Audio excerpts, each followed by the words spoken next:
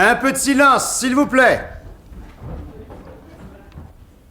Avec le concours de Jean Negroni, René Clermont, Catherine Georges, Jean Martin, Marc Hérault, Édith Loria, Bernard Murat, Bernard Calais, Sabine Ravel, Rosine Favet, Suzanne Michel, Jean Péméja. Un conte de José Pivin. Fermez vos cahiers.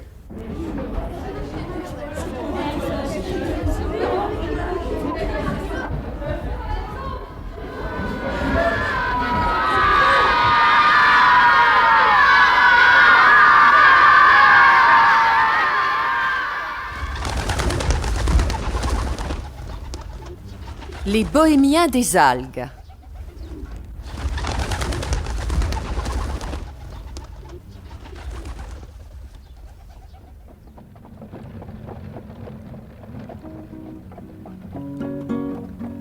J'ai repeint ma roulotte aux couleurs de l'été, ma maison feuille aux roues ensoleillées.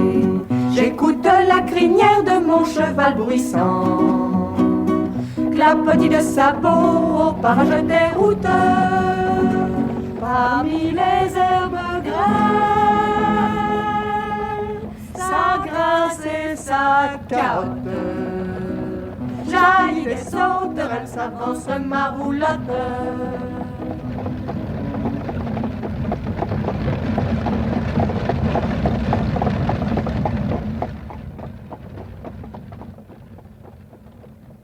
Une famille de bohémiens qui voyageait entre Francis Garnier et Ténès sur la côte algérienne est accusée de vol.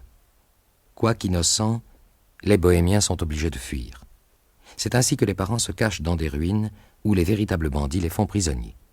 Quant à leurs enfants, l'olmichaud, ce qui signifie petite souris rouge en gitan, et l'enroué, ils font la connaissance d'un groupe d'orphelins qui vit dans une île creuse de la côte, ancienne écurie à éléphants de l'époque de Carthage, qu'ils ont découverte. Les enfants, qui se sont surnommés les Bohémiens des algues, découvrent encore, attenant à l'écurie, une sorte de magasin rempli de défenses d'ivoire. De là, ils entendent parler les bandits, Grumeau et Bleu-Bleu. Un tuyau de plomb avait été installé autrefois entre l'écurie des éléphants et un poste à terre qui sert maintenant de repère aux bandits. C'est ainsi que les Bohémiens des algues apprennent que les parents de l'olmichaud et l'enroué sont prisonniers. L'enroué aurait voulu partir les délivrer tout de suite. Mais, harassés par une nuit passée à lutter contre un début d'inondation, les enfants jugent préférable de se reposer d'abord quelques instants. Les voici, dormant dans la caverne sous-marine. Devant les vitres où appuie la mer, on voit les algues brunes des rochers se balancer au rythme des vagues qu'on ne voit pas. De temps en temps, des bulles d'argent s'échappent d'une prairie d'herbe aquatique.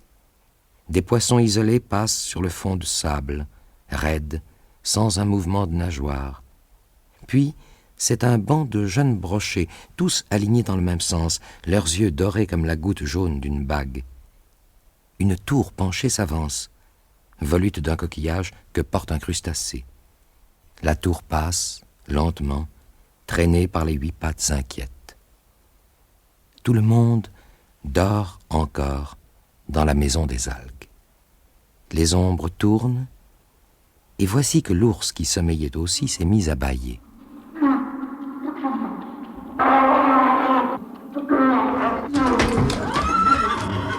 Le cheval kilomètre lui a répondu.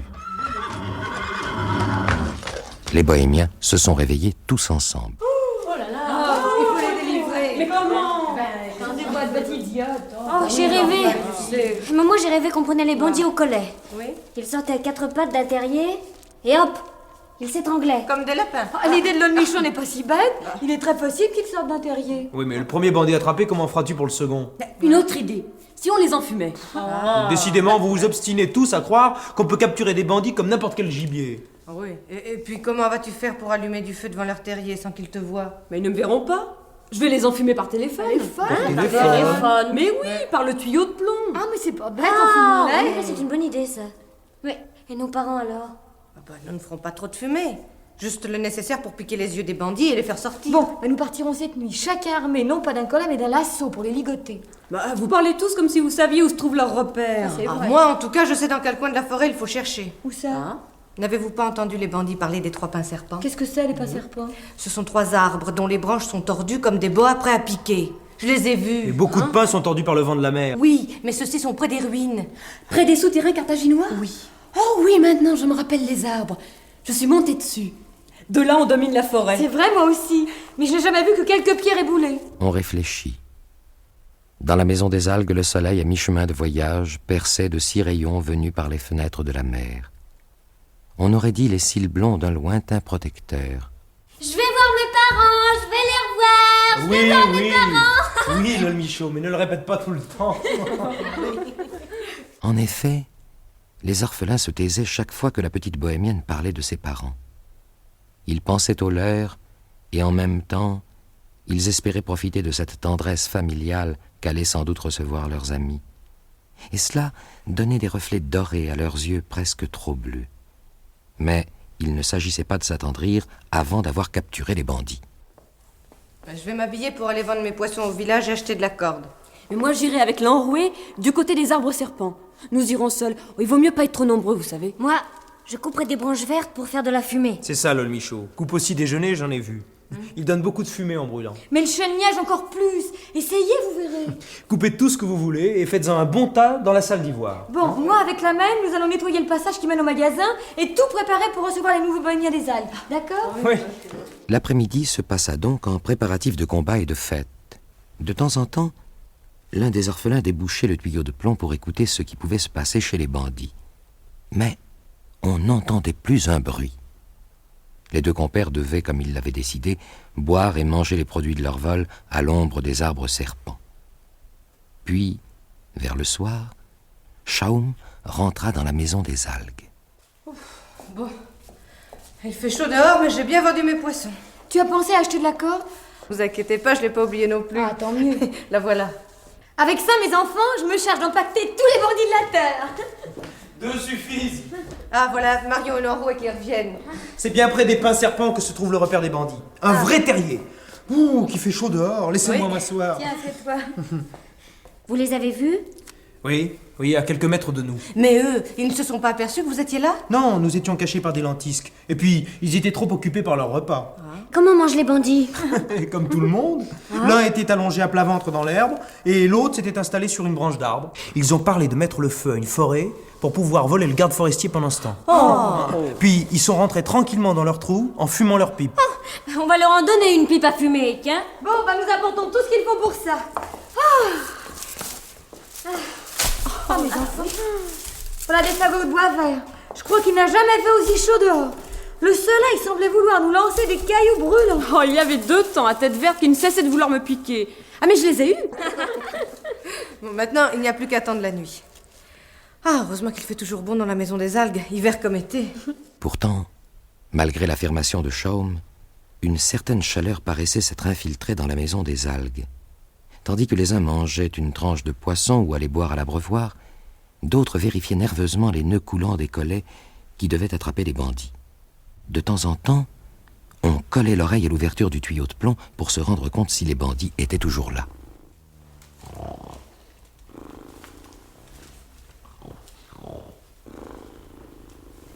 Ils dorment. Je les entends ronfler. Dans quelques heures, on va leur mettre l'entonnoir à inhalation. Et préparer le collier de corde là-bas, près du terrier des bandits. Enfin, les vitres donnant sur les paysages sous-marins s'obscurcirent peu à peu. Là-haut, dans le bois de pin, le soir devait s'étaler comme une grande marche grise devant la porte de la nuit. Celle-ci allait bientôt s'ouvrir sans bruit.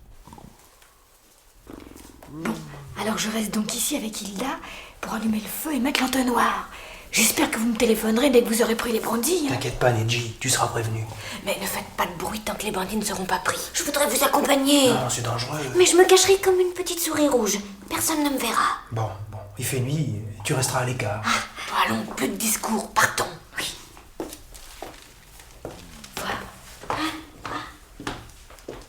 Les voilà partis. Allumons le feu maintenant.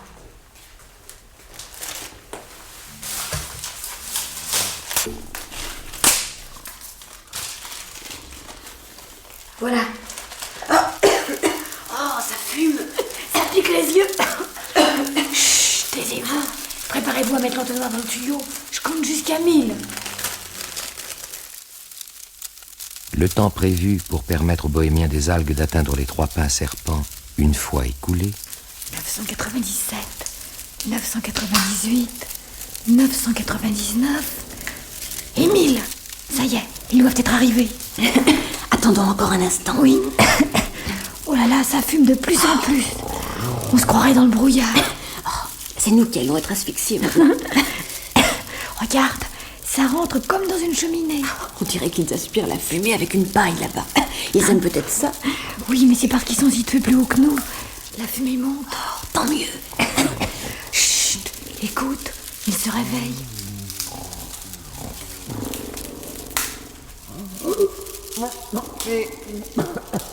Grumeau, tu pourrais bien aller fumer ta petite ailleurs.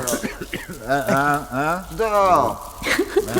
Va fumer dehors. Oh, laisse-moi dormir. Oh, il fait une chaleur. Ah, si tu fumes pas sur le marché, ça donne encore plus chaud. Mais qu'est-ce que tu racontes que je fume? Je vois pas le fait d'un tapis, puis il fait nuit là-dedans comme dans une armoire à confiture. Mais qui veux-tu qu'il fume alors? Le bohémien, peut-être. Il a dû mettre les feuilles de betterave que nous lui avons données à déjeuner dans sa pipe. Ça sera plutôt le bouchon brûlé. Et si c'était un incendie de forêt en fait de pipes de bohémien, il y a des chênes lièges près des pins serpents. On serait grillé. Oui, ben on serait grillé parfaitement, triple extrait de polyglotte. Ça y est, ils vont sortir. Pourvu que nos amis puissent les attraper. L'enroué a dit que ce ne serait pas plus difficile que pour les lapins. Écoute. Allume la lanterne, Grumeau. Je vais te mettre la pied dans quelque chose. Mais idiot, c'est le beurre. Mais allons, viens vite, tu n'as pas besoin de lanterne, il n'y a qu'à suivre les murs dans ce terrier. Écoute, ce sont sûrement les parents de Lol, Michaud et de l'enroué qui doivent vouloir sortir. Oh, les pauvres gens. Mets pas trop de branches dans le feu maintenant. Non. Il y a cette fumée comme ça. T'as raison. Ah! Oh mémé!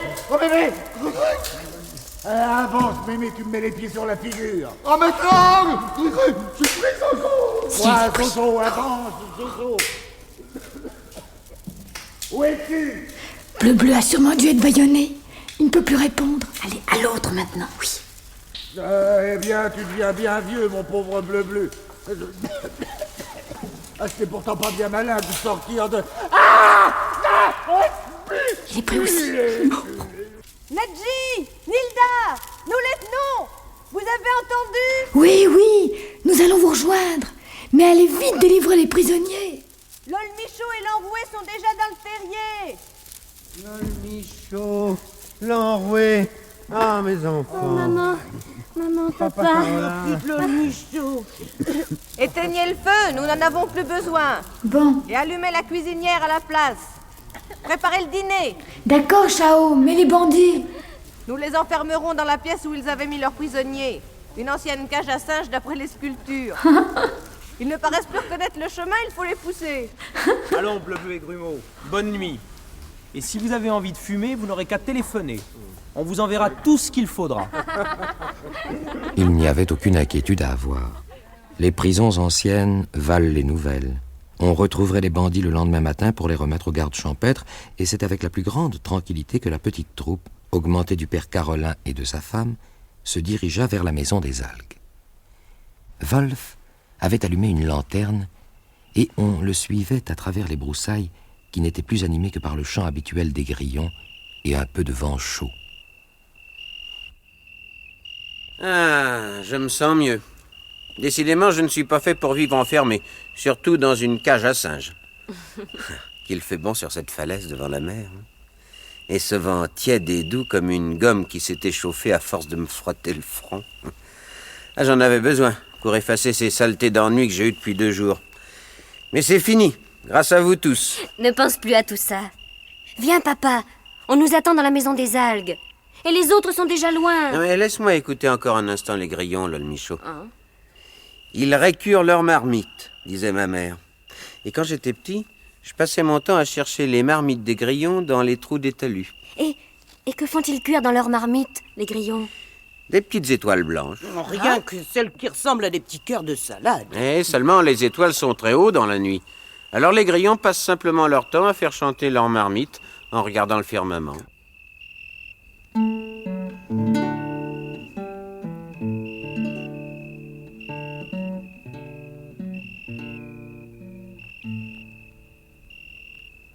Qu'il fait doux, qu'il fait bon, dans la nuit buisson d'étoiles, qu'il fait doux, qu'il fait bon, le vent part chercher les voiles.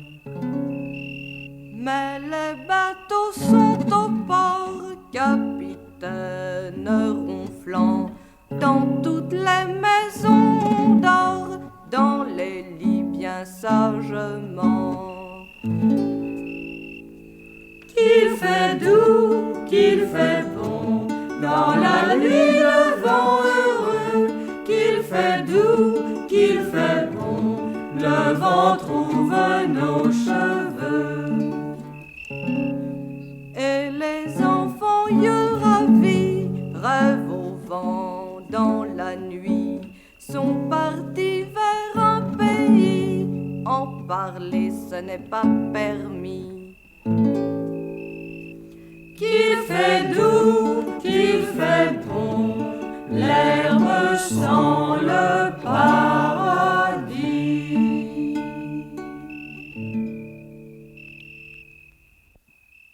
Une fois arrivés dans la maison des algues, on s'attabla devant le repas préparé par Chaume et ses amis, et les présentations se firent d'elles-mêmes en mangeant. Puis, comme il fallait se lever tôt le lendemain pour aller conduire les bandits au village, tout le monde alla se coucher. L'écurie des éléphants se transformait de plus en plus en une sorte d'auberge pour braves gens, et ma foi, elle n'en était que plus sympathique. La nuit fut vite passée. Le jour éclairait depuis un certain temps déjà les fenêtres aquarium, et tout le monde dormait encore. Je ne sais pas quand tous ces bohémiens des algues, ou non, se seraient réveillés si Zonzon n'avait poussé des grognements devant une des vitres où un grand crabe paraissait vouloir le narguer. Il fait jour. Vite, je vais atteler kilomètres en attendant que tout le monde se lève. Oh, quel plaisir de ne pas avoir de soucis. Juste un bouquet garni de bandits à livrer bien ficelé aux gardes champêtres et nous pourrons reprendre la route. 1 kilomètre. Vous voulez vous en aller? Tiens, tu es réveillé, toi? J'ai parlé à mon cheval. Bien sûr, nous allons partir. Et vous allez venir avec nous. Ah, ça, je n'en sais rien. Nous allons vous encombrer. Nous encombrer? Tu veux rire, Nilda? Nous sommes 8, l'enroué. Bah, nous avons déjà voyagé à plus de 18 dans la roulotte. Vous entriez tous dedans? Non, on marchait à côté quand cela débordait. Et la nuit, ceux qui n'avaient pas de place dedans, couchaient dessous, entre les roues. On s'arrangera, va, t'en fais pas, Nilda. Il n'y a pas que ça, l'enroué. J'aurais de la peine à quitter la maison des algues. Nous y reviendrons de temps en temps. Il suffira de boucher le trou de blaireau avant de s'en aller, voilà. Et puis, il y a encore autre chose, l'enroué. Quoi encore, Nilda? As-tu pas fini de chercher de mauvaises raisons pour ne pas venir avec nous? Mais ce ne sont pas de mauvaises raisons. Écoute, l'enroué, crois-tu que nous puissions trouver un endroit où nous serons aussi libres qu'ici? C'est en effet une autre question. Libre. Les bohémiens sont libres sur les routes, mais tu as vu ce qui peut leur arriver? C'est ce que je crains. Il y a encore trop de méchantes gens sur la terre. Les deux enfants se turent. Autour d'eux, parmi les bruits d'eau coulant, de pas, de murmures et de chants, la maison des algues résonnait maintenant d'autres conversations. Alors, l'enroué, et kilomètre, l'as-tu attelé? Nos parents sont prêts. Ah, j'aurais aimé me peigner la moustache, mais j'ai perdu mes ustensiles de coiffure dans la bagarre avec les bandits. Nous peignons avec des arêtes de sol. Nous pouvons vous en prêter une? Une arête de sol? Oh, tu vas sentir le poisson et attirer les mouches, papa Carola. Ouais. Oh, mes pauvres enfants, comment pouvez-vous vivre ainsi avec tous ces poissons? Quand je pense que même au petit déjeuner, vous mangez du poisson froid avec de la sauce vinaigrette. Votre poisson sent très bon, madame. Jamais vous n'avez dû en manger d'aussi frais. Oh, loin de moi l'idée de dire du mal de ton poisson, ma fille. Non, je pense seulement qu'un bon bol de café au lait. Eh ben, nous en reparlerons quand nous serons tous ensemble dans la roulotte, après avoir fait mettre les bandits en prison. Mais nous ne partons pas avec vous. Pourquoi? Nous sommes bien dans la maison des algues. Et puis ailleurs, on nous demanderait qui nous sommes, d'où nous venons, puis... Non, je répondrai que vous êtes des petits cousins. On s'arrangera. C'est ce que je disais à Nilda il y a un instant, mais elle me croit pas. Il y a encore trop de méchants sur la terre. Oh oui, ça c'est vrai, il y en a trop. Nous allons vous accompagner jusqu'à la sortie du souterrain, et puis... Non, mais vraiment, vous ne voulez pas qu'on vous emmène? Non. Ah, peut-être avez-vous raison.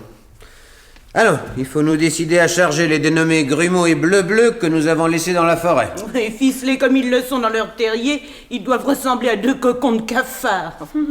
Ah, je me demande quelle tête ferait celui qui soulèverait la pierre qui sert de porte. Nous ne pouvons pas les laisser ainsi beaucoup plus longtemps. Papa Carolin, la roulotte est attelée. Oh, alors partons. Avance, kilomètre.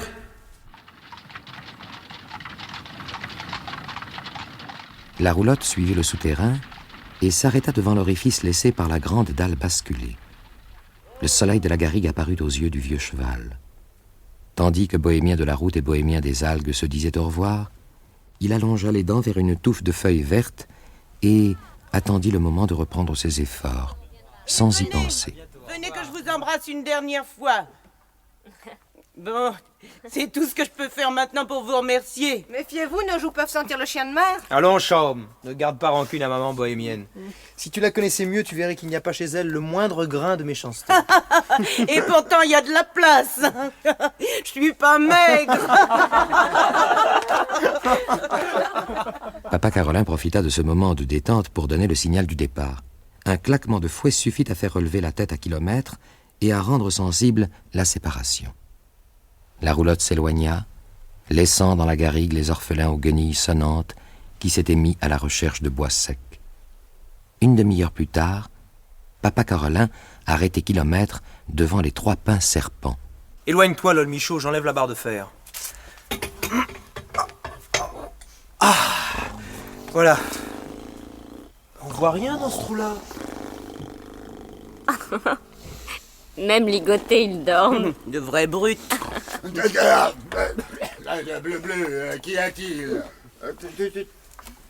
Ah, entendu, Dudu? Je vais aller voir ce que c'est. Aïe! Oh, j'ai dû dormir dans une mauvaise position. J'ai un torticolis et un lombago qui m'empêche de me lever. Aïe!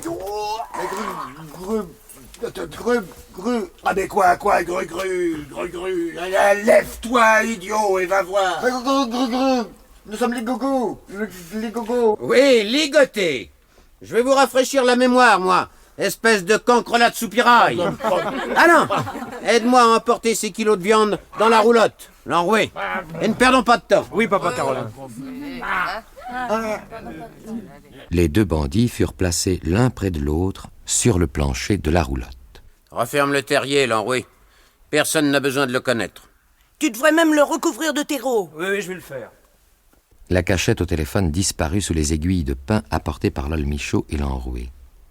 Seuls les 3 pins rappelèrent qu'à cet endroit, les guetteurs de Carthage surveillaient la côte et la forêt, prêts à prévenir les palefreniers de l'île Creuse de toute approche, menaçante ou paisible. La roulotte prit alors le sentier qui menait à la grande route, puis au premier village. Quelques maisons, et puis ce fut la place. Personne au soleil. Le kiosque à musique était vide comme une poitrine de grillon dévoré. Aucune ombre à cette heure, ailleurs que dans les cafés aux plafonds élevés, où circulaient des courants d'air. Dans l'un d'eux, le garde champêtre prenait la nisette au comptoir en écoutant parler ses voisins de coude à coude. Puis il poussa un cri. Les voilà! Quoi? Les voilà! Arrêtez-les! Ceux-là, là-bas! Sur la place! Celle-là, à la roulotte! Arrêtez-les! Arrêtez-les! Voleurs! Rapaces! Va du pied! Vous cherchez quelqu'un, monsieur le garde champêtre? Si je cherche quelqu'un, vous vous moquez de moi? Et les voleurs? Où sont-ils, hein? Les voilà, les vrais. On vous les livre à domicile. Mais il faudra nous rendre l'emballage, hein. On a toujours besoin de ficelles, vous savez. Défaites-moi ces cordes! Vous n'avez pas à arrêter les gens. Allons, faites vite! Ah bah ça alors! Si je m'attendais à ça. Mais libérez ces bandits, ces voleurs. Vous taisez-vous. Enfin, laissez-nous nous expliquer. Après, on verra. Mais écoutez, il y a tout de même des choses qui... Après, vous parlerez après. Je vous connais déjà, vous. Écoute, Bleu-Bleu, nous avons une chance inouïe. Il faut arriver à nous faire passer pour d'honnêtes gens. C'est que j'ai encore les bracelets dans ma poche. Eh ben, essaye de les mettre dans celle de l'enroué sans qu'ils s'en aperçoivent. Chut, voilà le garde champêtre. Tout à l'heure. Merci, monsieur, de nous avoir délivrés. Oh, sans Mimi. Mieux. Bon. Mais dites-moi, comment vous trouvez-vous dans cette roulotte avec ces bohémiens que nous recherchions depuis 2 jours? Laisse-moi parler, Bleu-Bleu, ça ira plus vite. Mon camarade Bleu-Bleu a toujours l'air de réciter une leçon qu'il ne connaît pas. Vous voulez savoir comment il se fait que nous soyons ici? Oui. Eh bien, nous faisons la sieste sous un pin. Ces gens-là sont arrivés, nous ont ligotés et on dit on va les faire passer pour des bandits. On leur mettra tout sur le dos et on sera tranquille. Menteur! C'est vous qui aviez fait prisonnier papa Carolin et maman. Petite s'approche de toi, mais les bracelets dans la poche te sont tabliés. Voilà ce qui s'est passé, monsieur le garde champêtre. Vous voyez, il arrive pas à jurer. Fais vite, Bleu-Bleu, elle est tout près de toi. Ça y est, Bleu-Bleu. Non, c'est l'ours a dû croire que je voulais pas de son ami. Il a failli mordre. Donc, monsieur le garde champêtre... Dépêchez-vous, je vous écoute.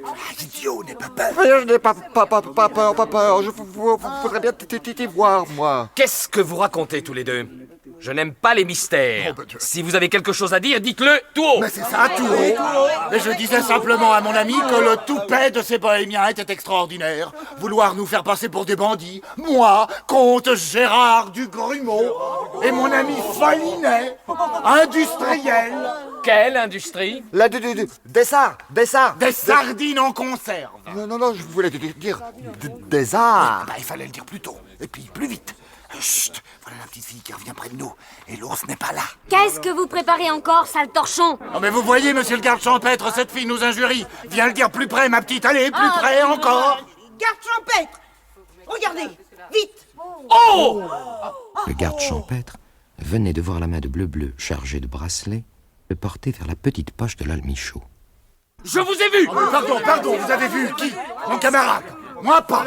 J'ignore ce qu'il a pu faire. Et pourtant, plus je vous regarde, plus je trouve que vous avez le nez d'une fripouille, le front d'une fripouille, l'œil droit d'une fripouille. Tournez-vous un peu, l'œil gauche aussi, je m'en doutais. Ne m'injuriez pas, garde champêtre, je vous ai dit qui j'étais. Le voilà! Celui qui a volé mon panier! Le voilà! Qui? Celui-là? Je m'en doutais, il a aussi la main d'une fripouille. Je te l'avais bien dit, Grumeau, qu'on se faisait remarquer en volant un panier. Moi, il m'a pas reconnu. Ah, tais-toi, il n'y a plus qu'une chose à faire, essayez de fuir, allons-y, on fonce, oui? Les villageois avaient peu à peu entouré les bohémiens. Les bandits et le garde champêtre et Grumeau et Bleu-Bleu se heurtèrent à une muraille qui dut leur faire penser à celle d'une prison, car ils pâlirent. Nous vous tenons! Dites, les bohémiens! Oui. Vous savez vous servir de vos cordes, eh bien, ficelez ces gens-là! Avec plaisir, monsieur le garde champêtre. Et ne riez pas, ou je vous amène aussi en prison! Bientôt la foule se dispersa. Les 2 bandits avaient été emmenés par le garde champêtre, et la roulotte du père Carolin s'éloigna lentement. Le vieux cheval baissait la tête, et les 4 bohémiens qui marchaient près de lui, pour ne pas le fatiguer, en faisaient autant. La route devant eux était pâle, presque blanche, entre des roseaux secs. Ils disparurent à un tournant.